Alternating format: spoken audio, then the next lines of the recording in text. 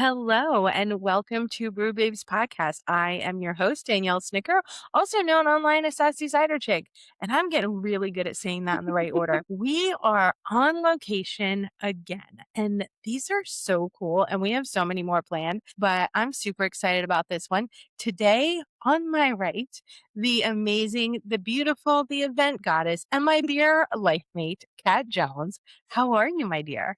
I'm doing great. It's a good day to drink a little wine. Right? It's not too early, but it's also not too late. We can still kind of get our day in, but I'm super excited. And with us today, Taylor is not here today because unlike us, she has real jobs. She has other things going on today. But today we get joined by the most amazing, the lovely, and in my favorite color, I love a girl who wears pink, Paige from the Wine House. How are you? I'm doing good. Thanks for having me. I'm so excited to get to talk to you. This is probably like if any place was built to look like they want to drag me in as a customer, it is this place right here. Thank you. And that's by design for sure. You guys don't even get it's a beautiful background here, but the whole place is pink. There is like some pink, like there's an outdoor area with like this pink netting and a disco ball. And like if there was anything that said Danielle should be here, it is this place today. So I'm super excited. Paige is also lovely. We got good company here too. But Yes. But, if you have not been here, we are in Gulfport. We are right down the road from Gulfport Brewing. I'm actually parked over there because I didn't know where else to go. That's the only place I ever know to park. But and then walk down here, but it's not very far, so you can go see Cat at Gulfport, and then you come here, and go over there. But Gulfport is a lovely place, and this is a fantastic place to go. Paige, tell us a little bit about the Wine House. Yeah, for sure. So, my husband and I started Gulfport Brewery in 2019, finally opened in 2020. A few years later, we were approached about starting a wine bar in town, which had always been something Matt and I wanted to do. When Matt learned how to brew beer, we always said, oh, when we retire, we'll have a brewery, which was very, 2016, 2017 coded. And then instead of waiting till we retired, we did that much sooner. And I always, when we had learned how to brew beer, I said, well, I have to get a wine kit because if you're going to have a brewery, I'm going to have a wine shop. And so Nice. we did both of those far sooner than anticipated or planned. And here we are. We started out as a Texas barbecue place and also served wine, which actually pairs really well together. And I know there's a lot of people, oh, I don't know if why not Right. beer and barbecue? And I I always just think that people haven't tried it. yes. They've not experienced the two Right. together Yep. before. My joke was always if people said, why not beer and barbecue? I said, well, I already have a beer place down the street. We needed wine and we needed barbecue in town, but they actually pair really well together. I feel like I could eat a big barbecue meal. Wine's a little lighter, but we actually just switched that menu. We're still barbecuing, but it's a little more of seasonal flavors, leaning into the wine bar aspect a little more. But we're still smoking meats. Like we have a smoked guava chicken drumsticks right now. Oh, That is so good. oh, wow. That does sound, I So mean, it sounds good. I don't eat meat, yeah. but We also have a lot of vegetarian options. If you're pescatarian, we added baked oysters and some different shrimp dishes. And we also specialize in natural wines, organic, minimal intervention. So, yeah. that is awesome. So now, do you make wine that you sell here or just you make beer? We make beer, we just sell our wine. So we import from all over the world. We have a few US producers, which we're going to try a couple today, that are organic. When I first opened, I really didn't want US wines here because what they allow wine To have in there. have in them in the US. I didn't know that. Yeah, a lot different than in other places around the world. So Interesting. I was able Yeah. to find we had a lot of people, oh, I want a or a Pinot Noir or Pinot Grigio from Willamette Valley. And I Yeah. was like, sorry, I'm not doing that. And then I actually ended up finding some great producers that still follow my goals here. That's awesome. It's different because I do come from beer and I didn't know that producers in the US. So I guess that would mean that just the laws allow a lot more and then people take advantage of that. Sure. Yeah. Well, that is super interesting. So, and what would you say, because we are in Gulfport, which Gulfport is such a different community than other places. It's so weird. It's, I think every little community has their weirdness. Gulfport is very, like, for me, it's very more art and, they're a little like, and I could see some kind of bougie wine drinkers down here, where I'm from, like we're still we're not as much artsy, but, and the wine has to be very, very basic, just like the beer is very basic where I'm at. So I like traveling around because you get like that different. So what would you say, like, are there things that you can put on your menu here that are like super exciting? Like, Yep. like you're excited to bring those in Yeah. this area. Yeah, absolutely. So there, like I said, there's some producers from the US that are saying, we're not going to follow this. We're going to follow what we know is right. This doesn't have any more sulfites than it needs to, only the amount so that it doesn't go bad sitting on a shelf. Right. There's different producers that big box mainstream that they add, literally it's called mega purple. They add dyes to their Oh, wine to make them that dark ruby color. You're not going to find any of that here. So do we get people coming in asking if we have, certain big box brands? Absolutely. And instead, we'll kind of direct them to different places. Honestly, I'm excited about having all these wines here. There is that's not one wine on this exciting. shelf. People ask me, what's your favorite wine here? I'm like, this is literally a collection of all my favorite That's wines. literally you So, curated the entire list. yes, I do Over have I time do have a too. wine buyer now. But I was doing the wine buying for a while, and I said, "No, you just gotta ask me what I'm drinking today," or, "Hey, I'm eating this.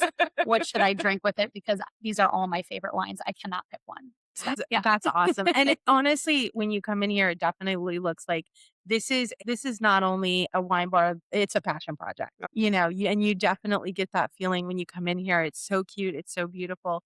What brought you to wine? Like, what was that first thing, or maybe a first kind of story that was like, oh, I really love this and want to do this more? Yeah, I was wine before I was beer. I was into wine when I was, like, first 21. And then I lived in Grand Rapids, Michigan, which is Beer City, USA, and Hmm. it won that when I was about like 22 living there. So everyone kind of moved to the beer world. And so I just finally came back to wine. It's just different. A lot of different factors. I'm still in the beer community a little bit. Right. But, and you guys have talked about different things on your podcast. But it was just kind of time for me to try a different fermented beverage. That's really cool. And I started as a wine drinker. And Really? yes, so when I was younger, I lived a very different life then, and We've all had multiple lives. yeah, we traveled a lot. And when you traveled a lot to certain places in Europe and things like that, and in certain cultures, you just didn't find beer a lot. So, Spain and in Portugal and things like that, they have beer. So it's not like, oh, they just don't, which, because someone's going to correct me. They have lots of beer, and I get that. But it's much more in Italy and Spain and in Portugal and things like that. It's much more of a wine culture than beer. And so I really enjoyed wine, and I started to learn more about it. And then just, life happened, for children, all that. And then I realized I went to a craft brewery and I was like, "Oh, I don't hate beer. I don't like the corporate stuff." Yeah. And there's a lot of other options that I didn't know existed. And so I have kind of made that, so wine is definitely my first love, and kind of how I meander. So I feel like there are people who are very beer purists. Like, I don't drink wine. I'm just a beer person. And then there's wine people that are like, no, I don't drink beer. I'm a wine person. And then they have these ideas about each other. Like, well, you're really bougie, and Yeah, no, I know. We both know. Very much so.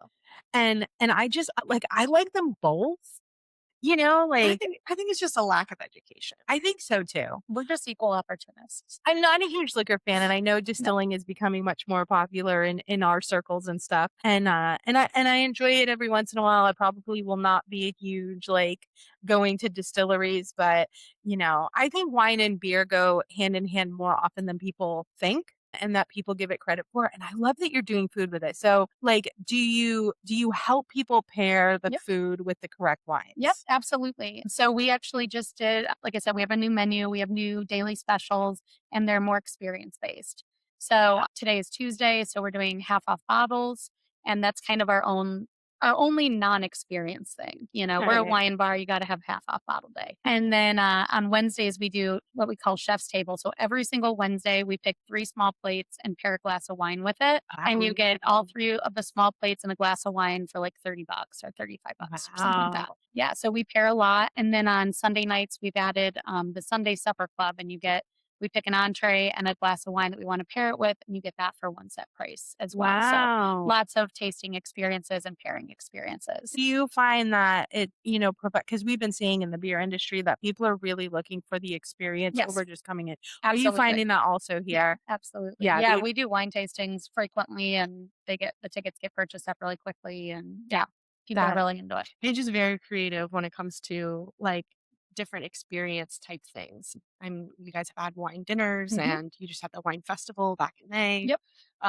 It's a very inclusive community in general, like Gulfport, but I think you're like really bringing people outside of Gulfport to Gulfport yeah. just for the wine Mm. experience. I would say that's Fun much stuff. different than most of the places that do wine that I've been to or know. Like they almost stay away from the experience, and it's like no, they're very low key, and there's a lot of wine bars I know that don't even allow live music in there because they keep things just kind of very low key. And so when I came in and saw like this outdoor area with a disco ball and everything, I was like, so I mean, I think that's great, and I think more people should do that. Would you say, and I want to say, like, because we find in beer that you kind of start with a certain kind of style that you're drinking, and Hmm. then it kind of moves. Have you Mhm. seen kind of your taste like flow into Sure. other things that maybe you thought, well, I'll Mhm.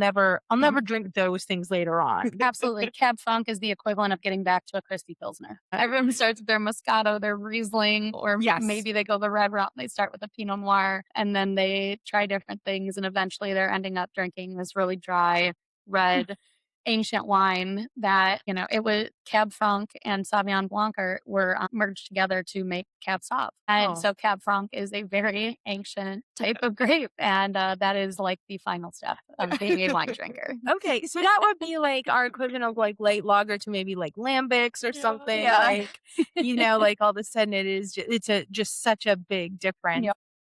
I think it's just like with hops. We've talked about this before. Like if you know what hops you enjoy in a beer, Yes. then you're gonna know, what you enjoy. So if you can figure out what your grape is, then Mhm. you can go from there. Um, Absolutely.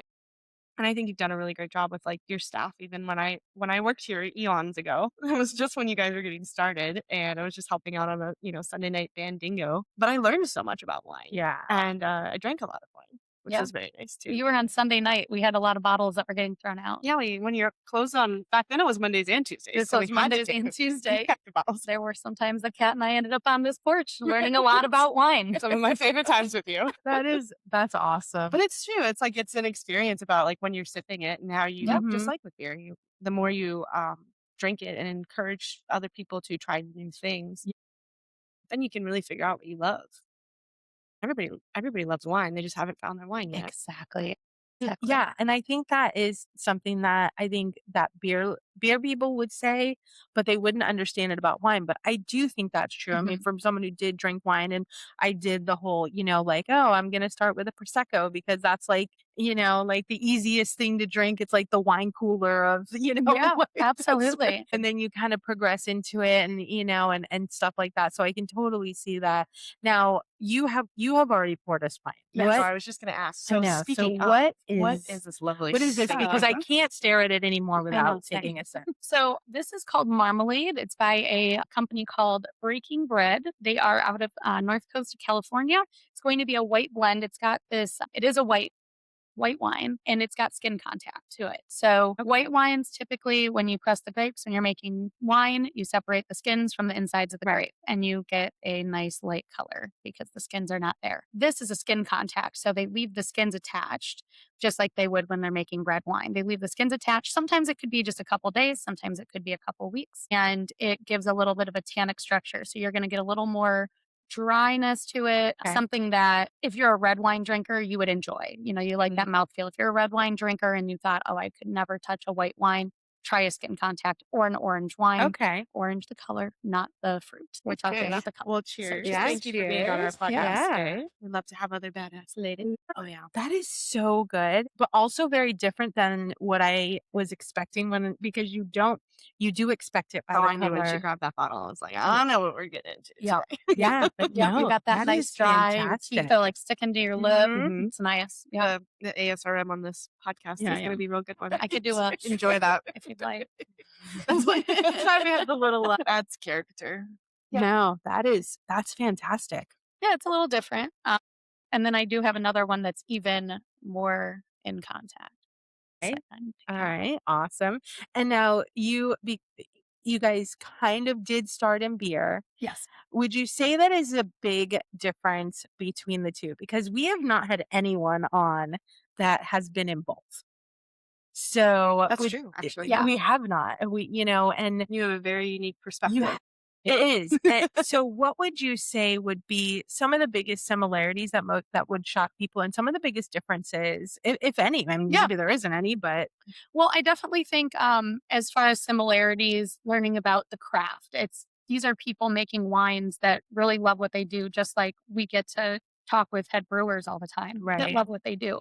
I've got to meet a lot of winemakers that are natural winemakers, and they're genuinely just like they look like they could be brewers. Not to be like the stereotypical brewer, but they look like a stereotypical beer brewer too. They're maybe in their 30s, 40s, a little bit of hipster, Yeah. going on. They're artsy people too, just like beer brewers and just like, Just like a chef. Yeah. Yep. Oh, The way yeah. that Yep, they this get is their creative. art. It's just, they kind of, I guess for some, they have to wait longer than you would for beer to get to try your Right. product.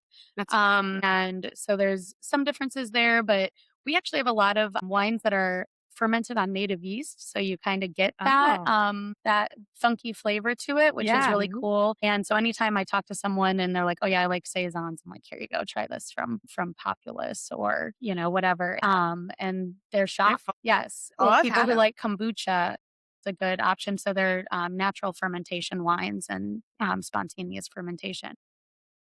Lots of similarities when you talk about Right. processes and different things, along those lines. We just got one wine recently that was called, it's actually right up there, and it's called a slightly spritzy session wine. Yes. Oh. That And was it's at the like, festival, yes, right? it's like That's so fun. it's like 7%. And one of the girls who works here now, Yeah. one of the ladies who works here now, she came from the beer industry as well. She's worked at several breweries in the area. And she goes, session wine. Right. Is this like a session beer? I can drink this all day. I was like, yes. That is So a lot awesome. of So there similar is- terms, lots of similar vibes, that kind of thing. I think for Florida specifically, the biggest difference is people aren't really making wine right here. So That's true. where you get to meet, you can drive 30 minutes and meet with Jason Toft and Right. Bradenton and learn about that. You can drive to TBBC 45 minutes and meet Anthony. And, you can meet all these brewers that have Right. all these accolades and all these awards, not so much for the wine right now. Yeah. Florida is not a great grape growing region, actually. Good at other stuff. Yeah. That's just not one Yeah, of them. that's all right.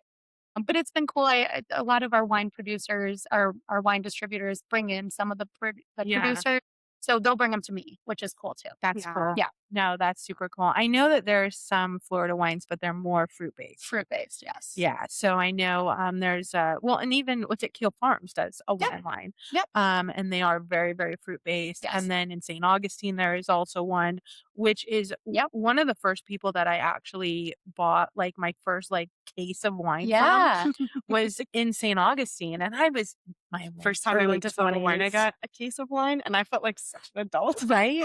I was like in my it's wine fridge. and I'm like, I'm traveling and I'm buying a case of wine to bring home. And yeah, so that was one of my but yeah, the great base wines. Anyone who's done any planting or gardening in Florida knows that.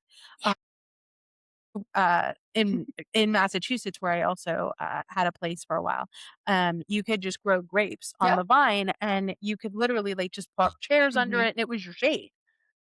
And so I was like, let's do that here. I'm gonna get out of Florida more. Yeah, you do. No, and so we had a wine vines all in our backyard. That's cool. And I then love that. yeah, and then Plus, they're really pretty. they are so pretty. Yeah. And it was such good shade and just like this beautiful ambiance. And you're like, I'm like 25 and like I'm sitting with my glass of wine under my grapevine, and and it was so cool. And then I was like, I want to do that back home in Florida, and everyone went, no, you're not. Well, that's why we have the lovely shade outside We here. do. We have Come huge, enjoy a walk. oak trees, beautiful Little landscaping. charcuterie. Yes. Yep.